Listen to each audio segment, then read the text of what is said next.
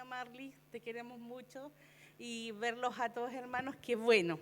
Sí, como contaba Idalit, me enfermé, la verdad que con el pastor Raúl trabajamos arduo, aunque esta vez lo sentí más liviano, pero sí, trabajamos mucho. Y eran subir cerro, Emilio dice solo que manejó, hermano. No es manejar una calle pavimentada, es manejar subiendo un cerro, con quebradas. Si él dice que nos iba a mandar a la posta, yo creo que nos iba a mandar un poquito más arriba, pero no, gracias a Dios por Emilio, porque pudo tomar el control del vehículo y ahí manejar. No es llegar y subir los cerros, ¿ya? Entonces, yo hoy día tengo la bendición de compartir la palabra, hermano. A mí los viajes misioneros, yo les digo, Idalí, no me dejes abajo, porque yo sé que el Señor trata conmigo, con Jimena, con mi carácter, con mi personalidad, me confronta con cosas y yo aprendo mucho en los viajes misioneros. Además que lo disfruto mucho eso, disfruto el trabajar, aunque hay que trabajar arduo, pero como le decía a alguna hermana, pero no le tengo miedo al trabajo duro. Así que yo lo disfruto mucho todo lo que podamos hacer, todo lo que el Señor nos permite hacer. Y cómo el Señor nos bendice, cómo escuchar la voz del Señor hablándonos a través de cada una de las cosas que estamos viviendo. Así que todos deberíamos vivir un viaje misionero, hermanos, todos deberíamos pasar por eso, ¿ya? Y bueno, yo le estuve diciendo al Señor, cuando supe que tenía que traer la palabra, dije, Señor, ¿tú qué quieres que yo le diga a los hermanos?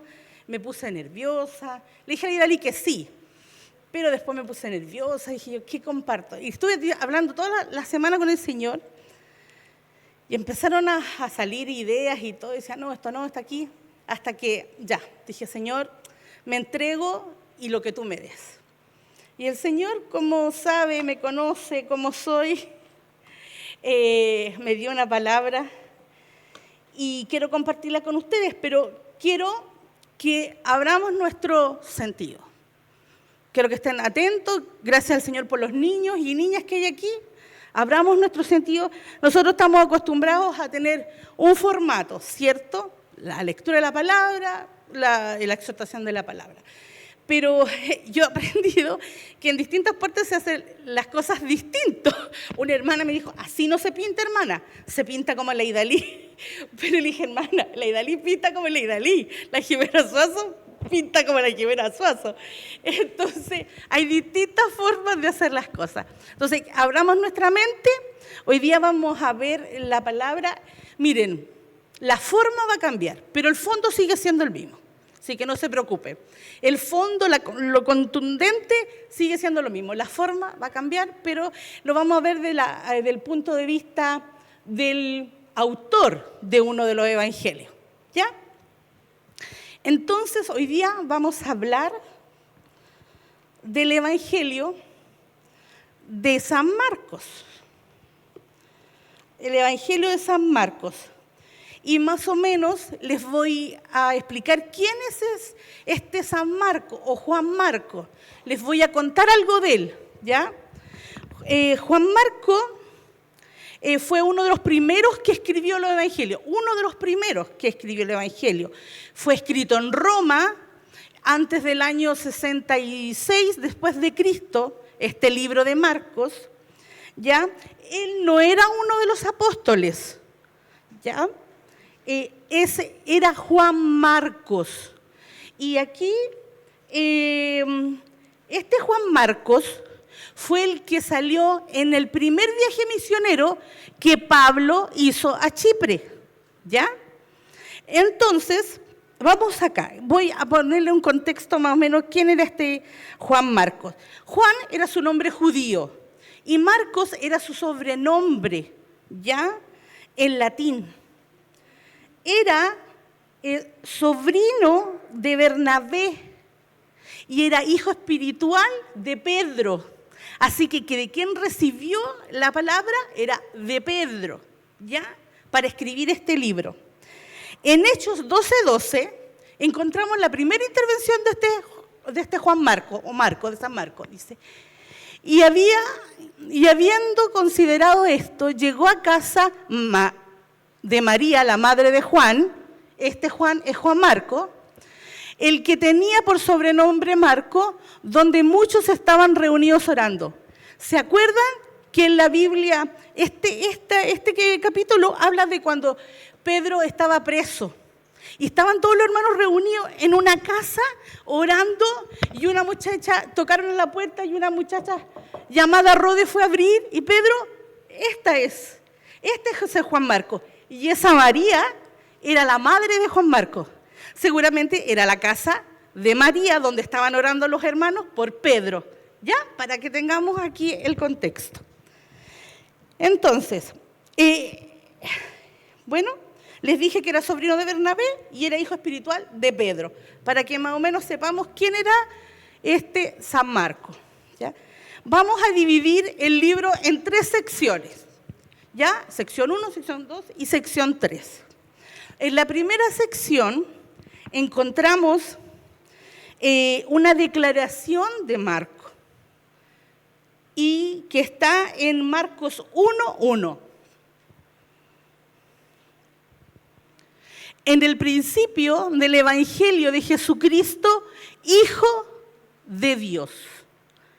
Esta es una declaración de identidad de quién era Jesús. Marco comienza diciendo, en el principio del Evangelio de Jesucristo, ¿quién? ¿Quién Jesucristo? ¿Hijo de quién? De Dios. Es una afirmación de identidad.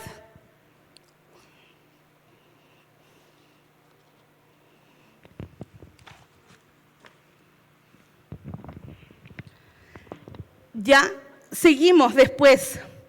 En el capítulo 1:8 de Marcos, vemos a la multitud asombrada ante Jesús, lidiando con preguntas.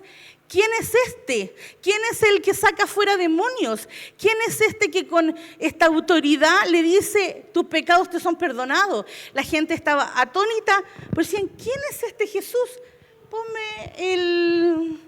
Ponme en Marcos 1:8, por favor. Ahí está. Yo la verdad os bautizo con agua, pero él los bautizará con Espíritu Santo. Me adelanté un poco, pero encontramos la multitud diciendo, ¿quién es este Jesús? Jesús empieza su ministerio haciendo milagros, pero antes del milagro vemos que fue bautizado. Vemos que fue bautizado en agua.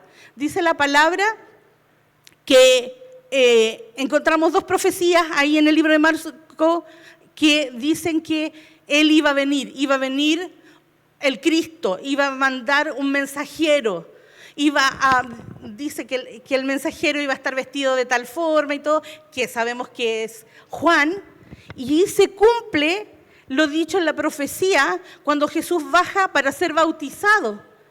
Y ahí el Padre y el Espíritu Santo, mostrando a todos los que estaban alrededor, dice, este es mi Hijo amado, en quien yo tengo complacencia.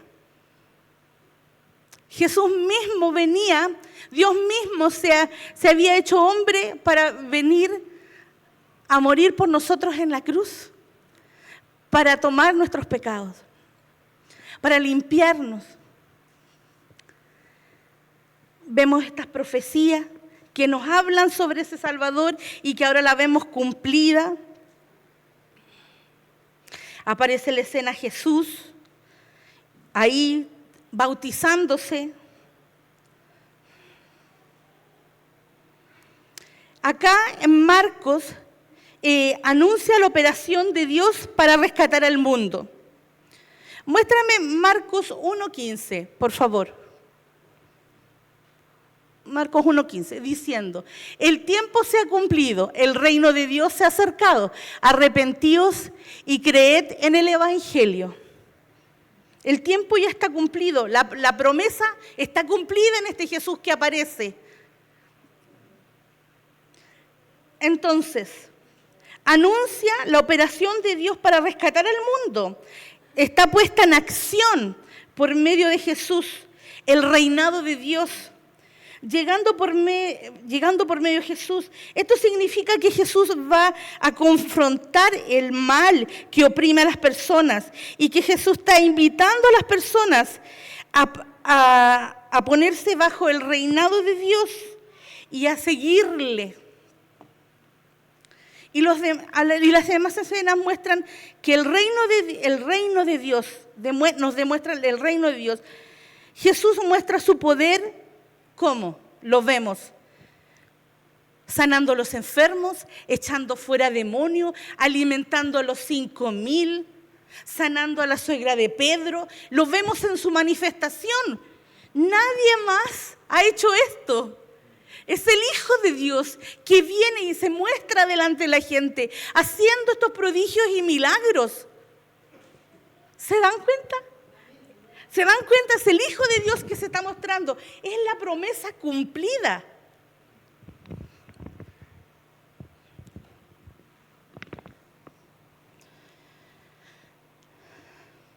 Multiplicó los panes y los peces. La gente lo seguía. A pesar de lo que lo seguía, tenía pensamientos. ¿Quién es este que hace todas estas cosas? Porque solo Dios puede hacer esto. El mensaje del reino empieza a hablarles a través de parábolas que la gente no entendía. En una ocasión en el capítulo 4, al final del capítulo 4, estando con sus discípulos en una barca y una tormenta, el viento y el mar se levantan y resulta que sus discípulos tienen miedo. Piensan que se van a morir. Lo despiertan.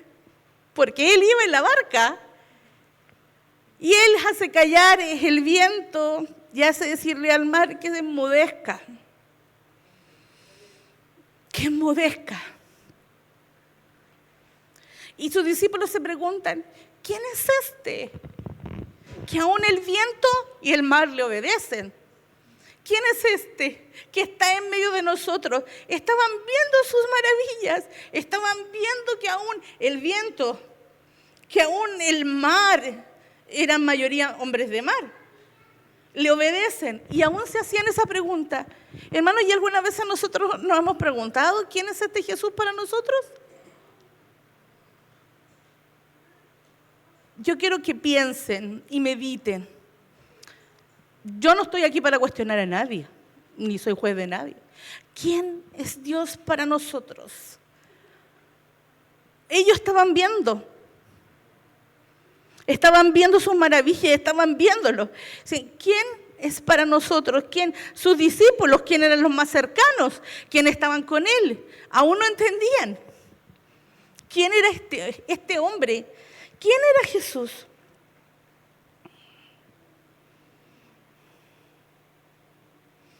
Y yo les quiero dejar esta pregunta en sus mentes. ¿Quién es Dios para nosotros? ¿Quién es Jesús para nosotros? No me digan nada, piénsenlo, déjenlo ahí. Esta palabra a mí me habló y me confrontó todo el rato. El Señor me habló mucho, porque primero la palabra trata con uno. Pero déjenselo. ¿Quién es Jesús para ustedes? En la segunda sección, pasamos, va que del capítulo 8 al 10, más o menos a mediados del 8 al 10, encontramos que Jesús separa a sus discípulos, los lleva a un lugar. Ponme el Marcos 8:29, por favor.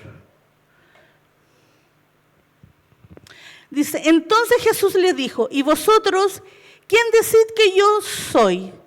Respondiendo Pedro le dijo, tú eres el Cristo. Le dijo, tú eres el Cristo. Les pregunto al Señor, a ellos, a los más íntimos, ¿y ustedes qué piensan que yo soy? ¿Qué pasa por sus cabezas? Y Pedro revelado, es más impulsivo, se lo reveló el Padre, le dice, tú eres el Cristo.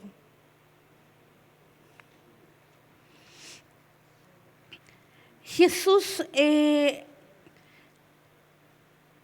cuenta que va a morir y que va a resucitar cuando ellos le dicen esto. Y en 2 ocasiones más les vuelve a decir, es necesario que yo muera, que yo voy a morir y voy a resucitar al tercer día. Pero los discípulos tienen en la mente un líder político. Ellos lo que quieren un líder que los venga a liberar del yugo romano. Eso es lo que tienen, eso es lo que estaban esperando. Pero el Señor les dice que no es así la cosa. La manera de vivir bajo el reino es entregándose a los demás. En Marcos 10:45,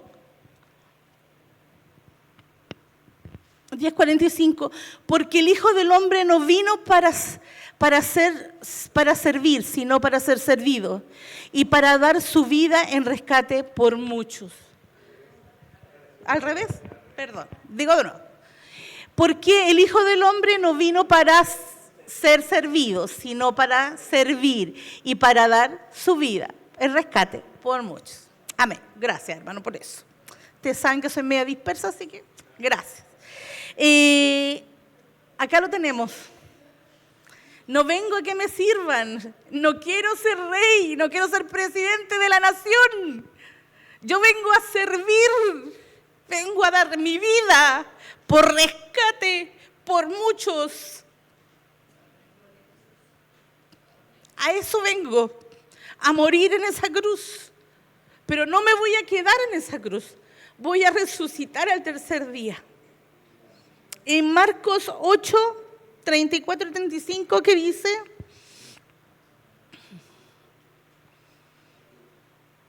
Ya. Y llamando a la gente y a sus discípulos les dijo, si alguno quiere venir en pos de mí, niéguese a sí mismo y tome su cruz y sígame.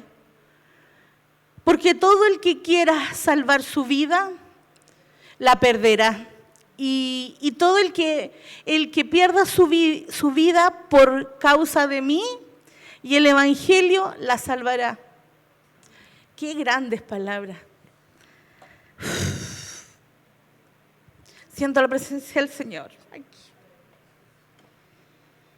Siento la presencia del Señor aquí. Yo no vine para servir.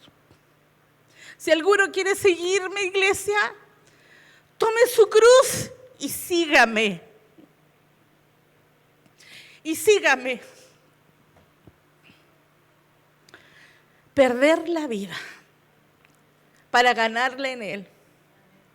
Nuestro reino no es terrenal, hermanos.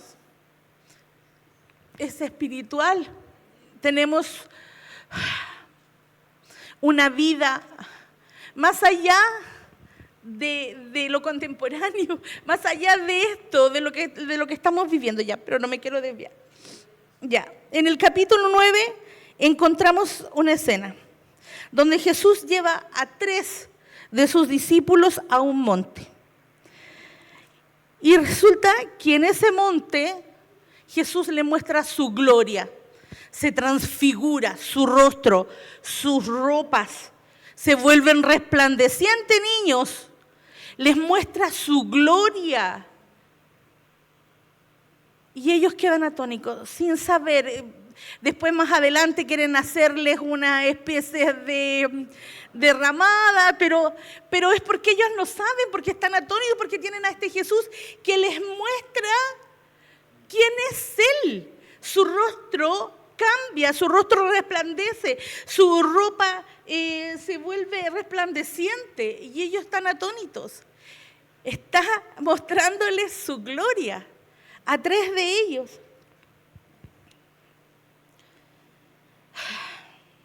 A ver, dice, y sus discípulos en su mente no entendían, es la gloria de Jesús, se transfigura delante de ellos. ¿Qué significa esto? Esta escena apunta a una verdad, que Cristo es la manifestación física de Dios. Aleluya. Del Dios glorioso, del Creador de los cielos y la tierra. Que en Cristo está la gloria del Dios de Israel, que sufriría por el pecado de su pueblo y del mundo. De manera que Jesús llegó a ser rey por medio de la muerte. La muerte en la cruz. Aleluya. Gloria a Dios por eso. Gloria a Dios por eso.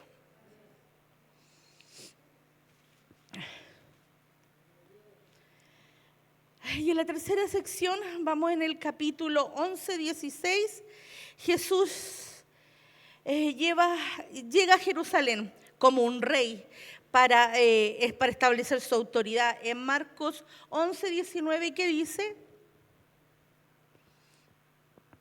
Ya.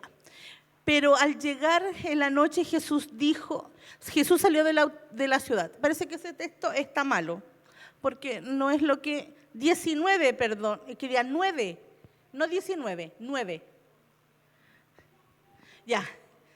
Dice, y los que iban delante, a los que venían detrás, los que iban delante y los que venían detrás, daban voces diciendo, Hosana, bendito el que viene en el nombre del Señor. Hosana, bendito el que viene en el nombre del Señor. Amén. Gloria a Dios por eso. Entra Jesús en un pollino a Jerusalén. Amén. Como rey, con la autoridad. En esa semana Jesús se dedica a enseñar del reino. Jesús lleva a los discípulos a una cena, que es la cena de la Pascua. Esa cena es simbólica, donde se recuerda el sacrificio del cordero, de los panes sin levadura. Y Jesús tomó el pan, el vino y dio un nuevo significado. Ahora que por medio de la muerte de Jesús, ellos experimentarían la mayor libertad del pecado y de la muerte. Ahora ellos celebrarían esa libertad. Amén. Amén. Gloria a Dios. Gloria a Dios por eso. No sé, hermano, pero yo me lo devoré. Yo cuando estaba preparándome, me comía todo esto porque sentía que el Señor hablaba a mi vida y trataba, me lo devoré. Era como una comida deliciosa para mi alma. El capítulo 14 de Marcos encontramos que empieza a orquestarse el complot sobre la vida de Jesús, Empieza a maquinar todo eso. Y encontramos la negación de Pedro. Qué importante esto, hermano. Guárdenlo, ahí, reténganlo. La negación, aquí encontramos negación. Pedro afirma, tú eres el Cristo, ahora Pedro lo niega. Reténgalo, guárdelo ahí. Eso es importante que lo recuerden, yo le puse. A ver, en Marcos 15, 34, ¿qué dice?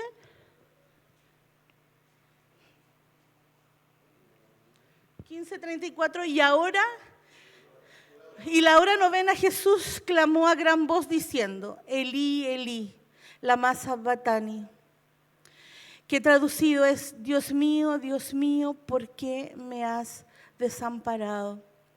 Cargando todo el pecado de nosotros, sintiéndose solo. Sus discípulos lo habían abandonado, se habían quedado por el camino, Pedro lo había negado y se encontraba ahí. Lo habían traicionado uno de los suyos y se encontraba ahí sintiéndose solo en esa cruz, golpeado, maltratado, burlado, expuesto en su cuerpo, en su desnudez, en esa cruz. Pero sabía que su padre estaba, pero Dios no podía mirarlo porque cargaba el pecado de todos nosotros. Entonces me imagino a Dios en un momento cerrando los ojos y no queriendo ver esta escena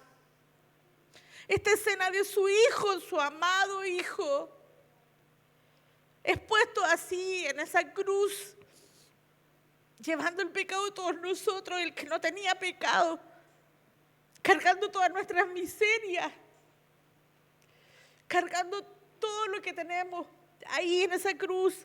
¡Wow! Pero Él no se quedó ahí. Él venció la muerte. Era necesario que Él pasara por eso. Era necesario que Él viviera eso. Así como se lo había dicho a sus discípulos. Así como se lo había dicho, es necesario que yo pase por esto. Vamos a seguir. Y Marcos 15:39, ¿qué dice?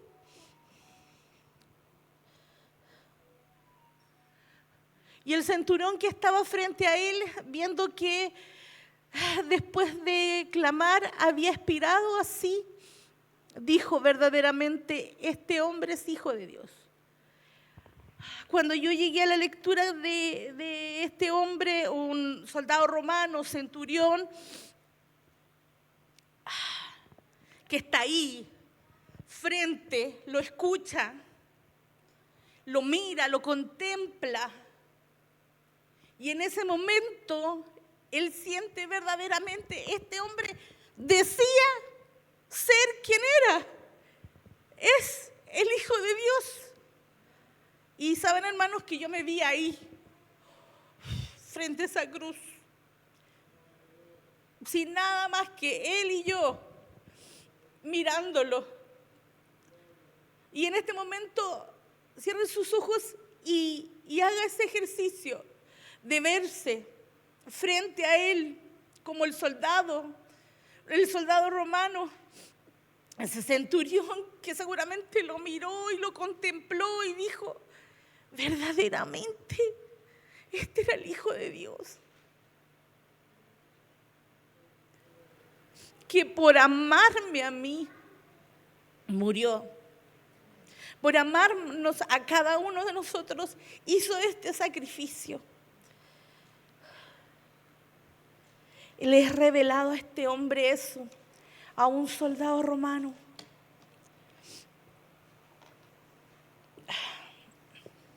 El capítulo 16 nos encontramos con las mujeres que van por la mañana a ungir el cuerpo.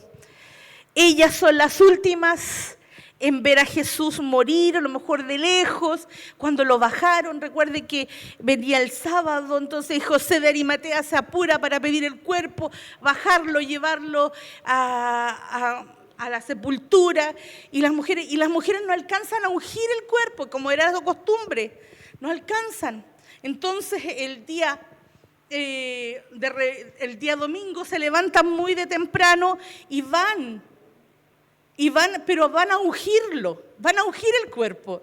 Ellas no van a ver que Jesús está resucitado. Y comentan que ¿y quién nos va a mover la piedra? ¿Quién nos va a correr esa piedra? Y cuando llegan, hermanos, se encuentran la piedra corrida y se asoman y ven a un joven vestido con vestiduras blancas largas y le pregunta: ¿a quién buscáis? ¿Buscáis a Jesús? El que murió, Él ha resucitado. Él ha resucitado, gloria a Dios por eso. Él no está aquí, la muerte no lo pudo retener. Él ha resucitado.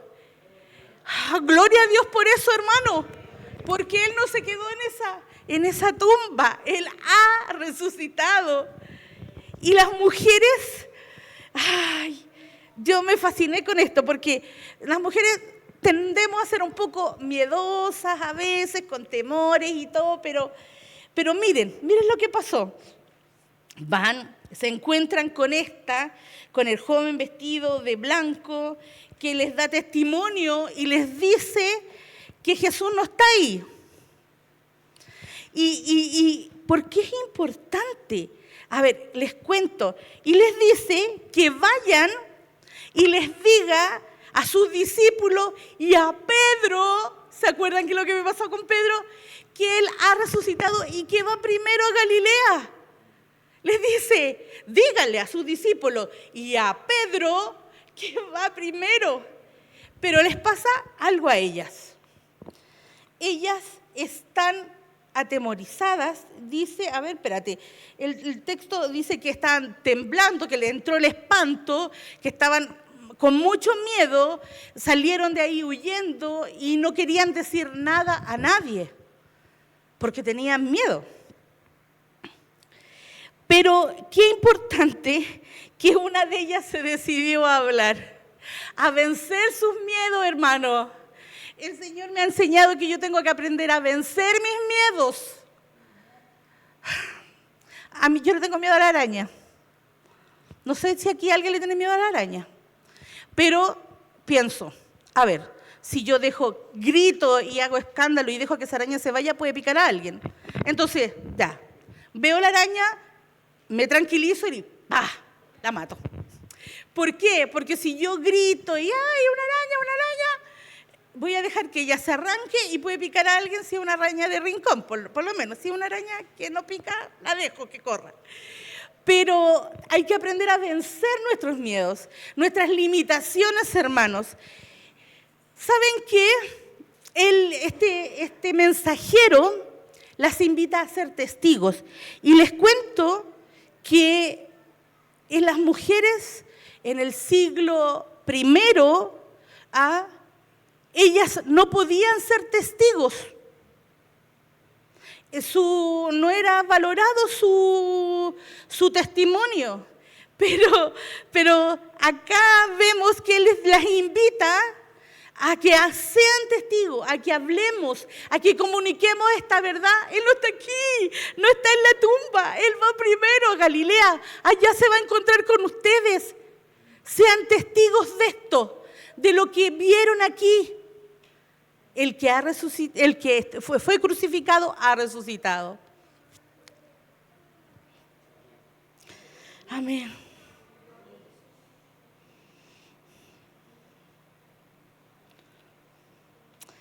Ellas no podían ser testigos.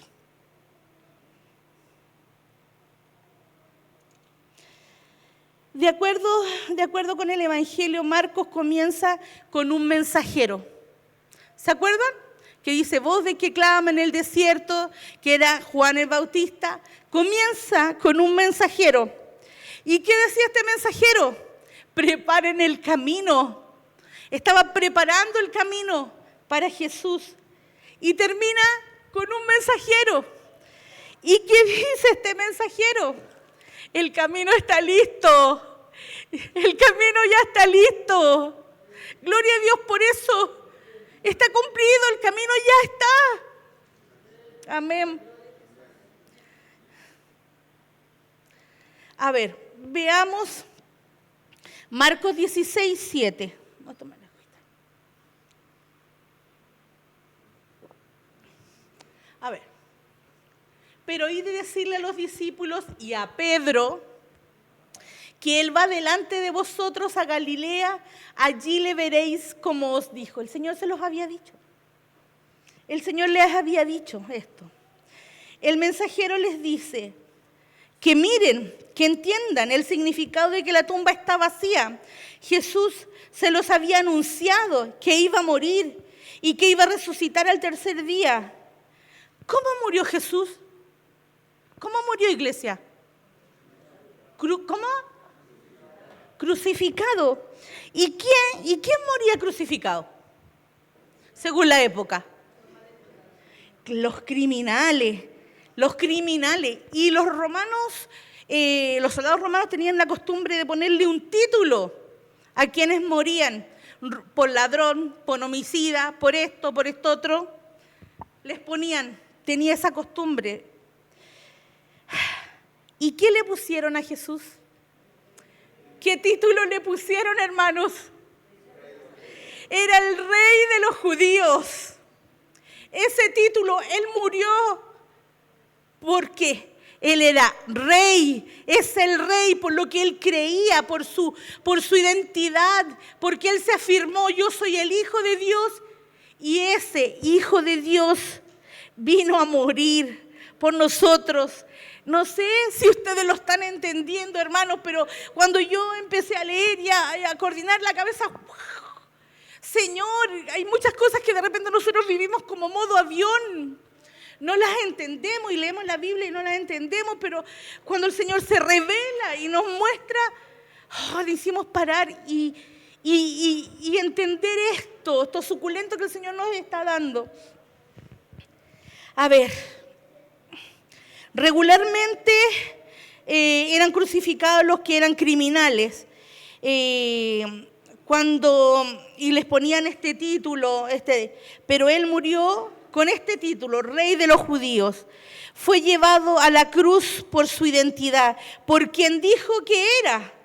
El mensajero les dice a las mujeres, vayan, anuncien que él ha resucitado, que anuncien que hay restauración y hay un nuevo comienzo. Eso, díganselo a Pedro, que hay restauración. Y se los dice el Señor a ustedes, que hay un nuevo comienzo cuando venimos a Cristo. Hay restauración, hay un nuevo comienzo en Él. Las cosas viejas pasaron y aquí todas son hechas nuevas. ¿Por qué se lo dice a Pedro? ¿Por qué?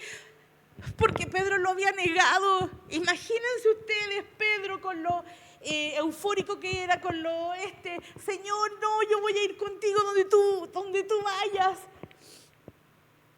Y el Señor dice, Pedro, ¿me vas a negar 3 veces? No, Señor, yo voy a ir contigo hasta la muerte. Y Pedro, una niña lo confronta y él, en su debilidad de hombre, lo niega y le dice, no, yo no lo conozco. No. Imagínense cómo se tiene que haber sentido Pedro. Hermano, yo creo que se tiene que haber sentido miserable. Miserable se tiene que haber sentido. Él que le estaba diciendo, Señor, yo voy a ir contigo hasta la muerte. Y ahora lo está negando. Y el Señor lo mira. Pero el Señor con su amor, díganle a Pedro que todas las cosas son nuevas. Y el Señor ahora nos dice a nosotros, ¿cuántas veces no hemos sentido nosotros miserables por nuestro pecado, por nuestra maldad? ¿Cuántas veces nosotros no nos hemos sentido así?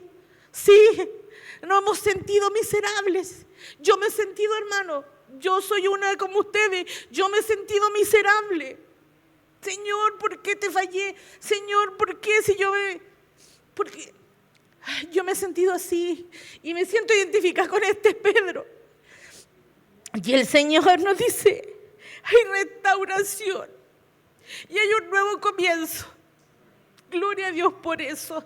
Y nos dice ahora, iglesia, hay restauración y hay un nuevo comienzo para cada uno de ustedes. Ya estamos terminando. Porque la resurrección también implica restauración. Para los discípulos ante el fracaso, ¿cuántas veces nosotros nos hemos sentido fracasados? Ante el abandono, ante la negación del Pedro, anuncia que hay un nuevo comienzo. Las mujeres reaccionaron huyendo, temblando, ella les había dicho, espantadas, con miedo, sin querer revelar la verdad, y que experimentaron porque ellas lo vivieron. Cuando el miedo nos paraliza, El miedo no nos deja avanzar y eso es algo que yo entendí hace mucho rato. Que con miedo yo no puedo avanzar. Me detiene, hermano, me estanca. Nos tenemos que superar los miedos. O a lo mejor muchos de ustedes quiso ir a este viaje misionero y por miedo no fue. O por cosas, por no creerse capaz, o por no creerse suficiente, o por no creerse, no sé, hermano, cuál es la excusa que le hayamos puesto al Señor. No fue. Como decía Idalí, nosotros somos testigos. Lo que hizo conmigo, nosotros no necesitamos ser eruditos en la palabra, hermanos. No necesitamos ser eruditos. Podemos testificar de que Dios, lo que Dios ha hecho en nosotros. Podemos amar, podemos alentar, podemos hacer cosas tan simples como limpiar o pintar una banqueta.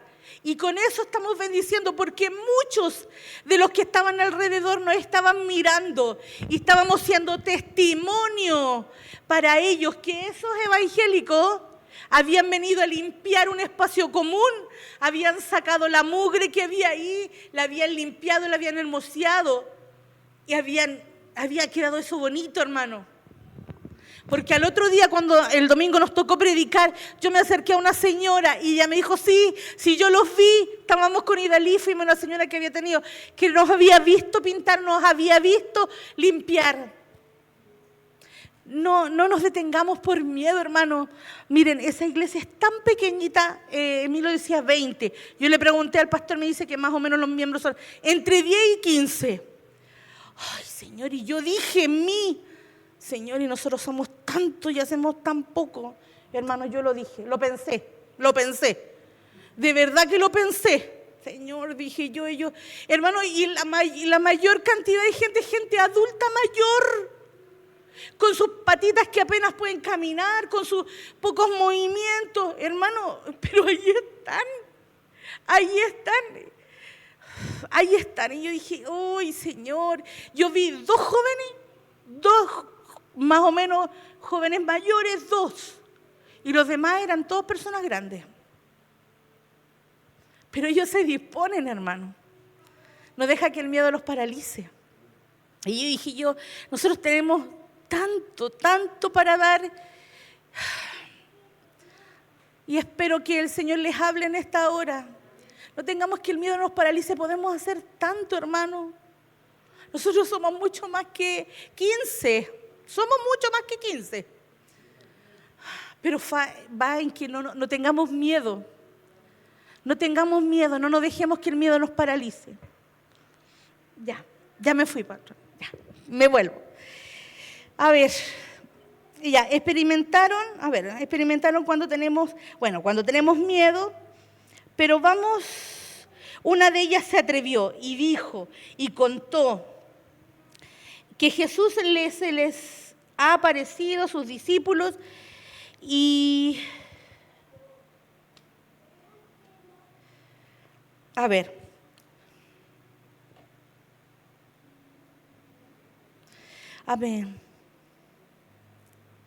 yo en esta hora quiero dejarles esto. ¿Qué le vamos a responder a Jesús? Y más adelante, en el capítulo 16, Jesús los comisiona. Les tira las orejas, le dice, ¿por qué no les creíste? ¿Por qué no creíste? Les tira las orejitas un poco. Y es bueno que el Señor nos tire la oreja. Es bueno que el Señor nos corrija. ¿Saben? Que no le tengan miedo a la corrección del Señor, porque el Señor es un Dios amoroso, es un Dios que te corrige en una forma que tú aprendes. No le tengamos miedo a la corrección del Señor. Les voy a contar una anécdota. No se la voy a contar, pero les voy a contar. Me pasó. Resulta que subimos a predicar y el pastor iba diciendo, hermanito Juanita, hermanita María, les toca a usted.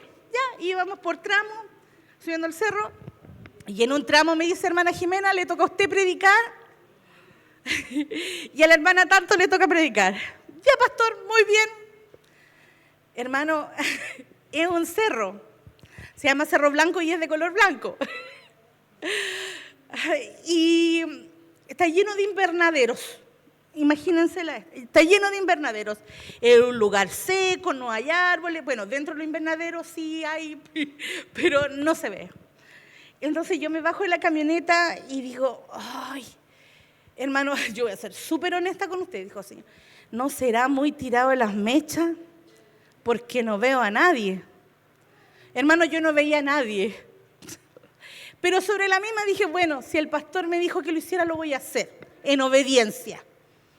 Yo no veía a nadie, me puse debajo de un toldito para que no me diera tanto el sol.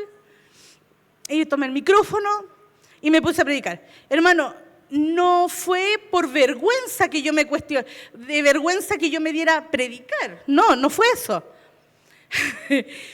Pero como yo no veía a nadie, entonces yo decía, ¿a quién les voy a predicar si no hay nadie? Bueno, ya, dije yo, lo voy a hacer.